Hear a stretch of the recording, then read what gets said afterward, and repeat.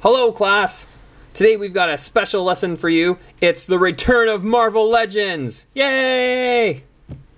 Yeah, no? Honestly, I don't give a shit either. But anyways, we've got the return of Marvel Legends Thor, and it's part of the Terrax series. I'm going to have to move my camera a little bit there, but there we can see it. The Build-A-Figure is going to be Terrax. I'm not sure if I'm saying it right, and quite frankly, I don't care. Here we can look at Thor in his shiny packaging. So we got the side there, nothing. Okay, let's just look at the back. So, I'm going to handheld again. There's a nice picture of Thor with his hammer. You know, he's got his hammer. Anyways, Thor, the mighty lord of lightning, fears neither man nor beast. Well, that's just super. And isn't he the god of thunder?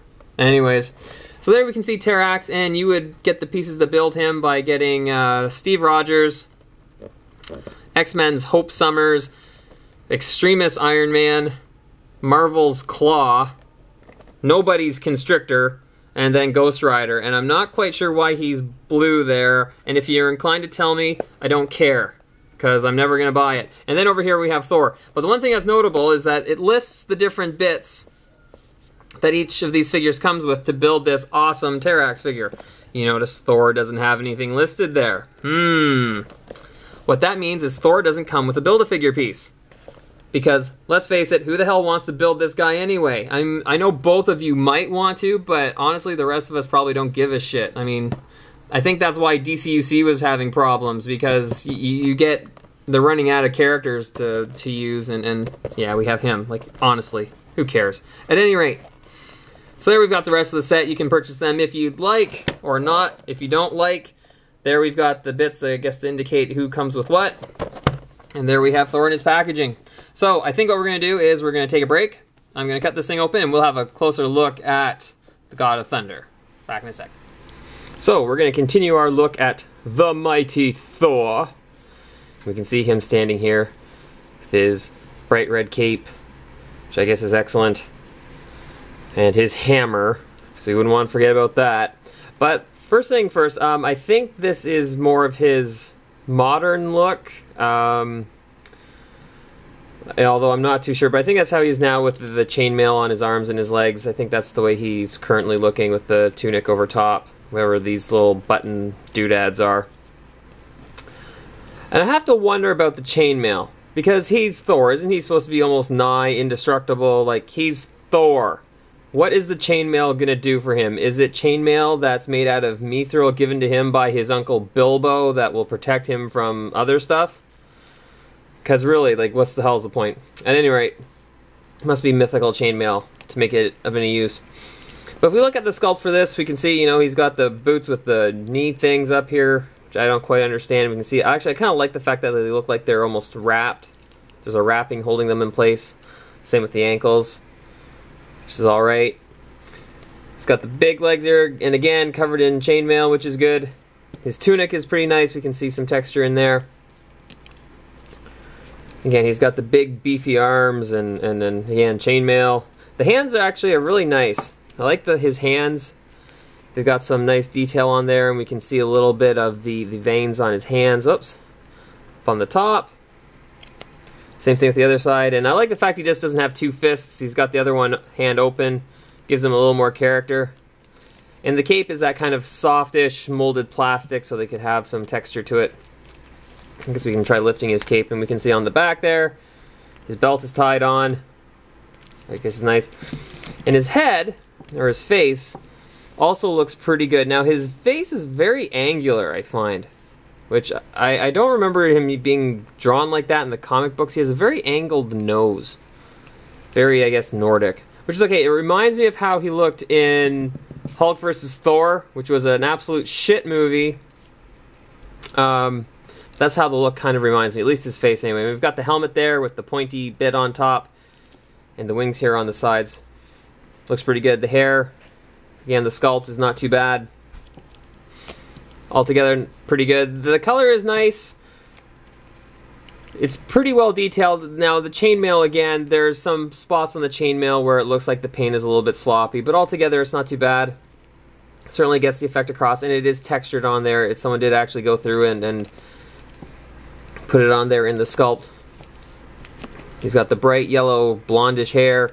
The cape, I like the fact that it's red, but it's a deep red. It's not overly bright, and we've got some extra color in there to give it some texture. Very, very well done. Now, in terms of his articulation, since we're kind of playing with that anyway, we can take his head and we can rotate it. I'm all about that far. His cape and his hair get in the way, so I guess we can't do the full exorcist twist with him. His head moves up and down a little bit, but again, I think it's largely because of the hair that keeps him from doing that. The shoulders are going to move. I think they're on a double joint, one for going up and down and one for going round and round. But again, the cape is in the way, so it doesn't move that far. We can rotate up here at the upper arm at his bicep. We can bend the elbow, and we can rotate it. It's on two separate joints.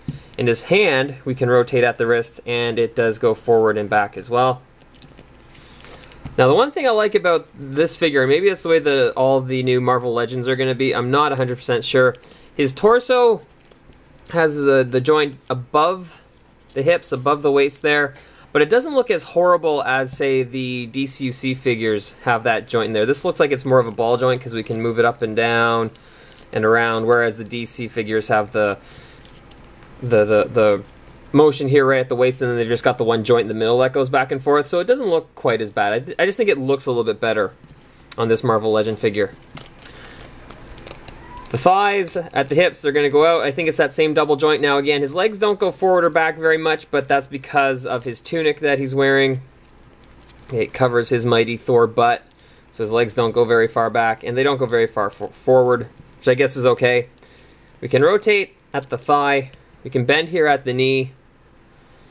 We can't rotate at the knee there, though. It looks like it's two separate pieces. You can see it there, but they don't move independently. And then his ankle, we can move around a little bit, and again, we can go forwards and back. And he's got the holes in the bottom of his feet for pegs of some kind, I guess, if you want to get a figure stand for him. And they're stamped with something, but I can't quite read it. Probably made in somewhere. Nope, can't tell. And you know what, don't care that much.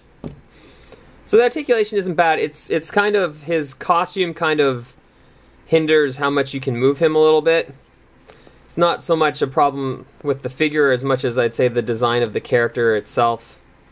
And that sort of thing happens on occasion. I mean, if he had a buzz cut and no cape, we'd be able to move him a little bit more. The hammer itself looks like it's seen some battle there. You can see some scratches on there. Now, is it supposed to have the phrase, whomever can lift this hammer, be he worthy enough, or some BS, will have the power of Thor? It doesn't have that. I don't know if it's supposed to or not. No one cares, kitty. We can even see that the handle is wrapped. And we've got the little wrapping here. And one thing that's nice about the little bit of the leather here is that it helps you put it into his hand, so that he can verily smash people in the face with his hammer. Now, in terms of the scale for this figure, and I was trying to figure out whether the scale was good or not. I'm going to compare him to a couple of other figures, just to give you an idea. And I don't know how it's going to compare with the other Marvel Legends figures, because at this point I haven't bought any. And to be perfectly honest with you, I don't really intend to. But we can see we can get Wade there. We can take Deadpool and we can stand him beside, and he stands well above Deadpool. Whoa, if they're going to stand up at all. I'm wondering if that's a little bit large in terms of scale for Thor versus Deadpool. I've never thought of Thor being that much taller than Deadpool, but I like the fact that he's just broad. He's very massive, which is good, and I don't think Deadpool should be quite as large in that respect. So that's pretty cool. But let's get him out of here.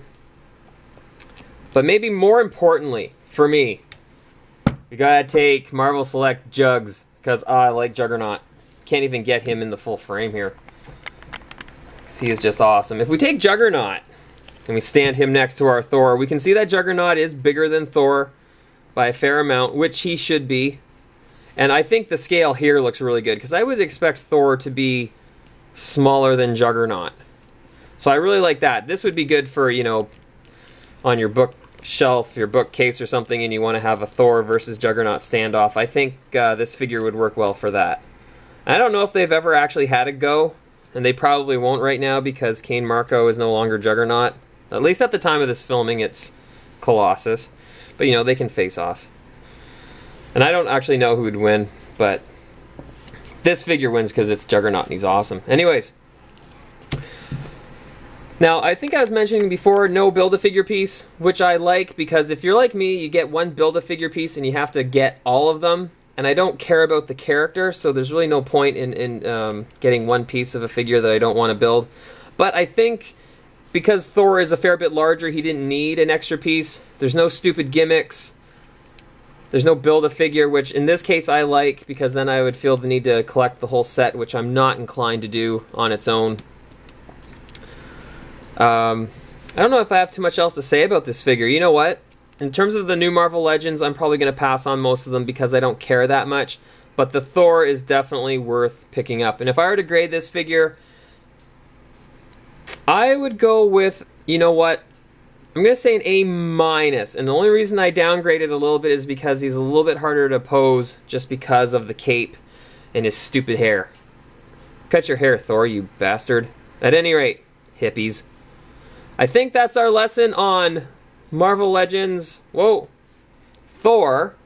If you see him floating around, he is worth picking up. Because again, you can just get Thor because he's awesome. You don't have to get any stupid Build-A-Figure pieces.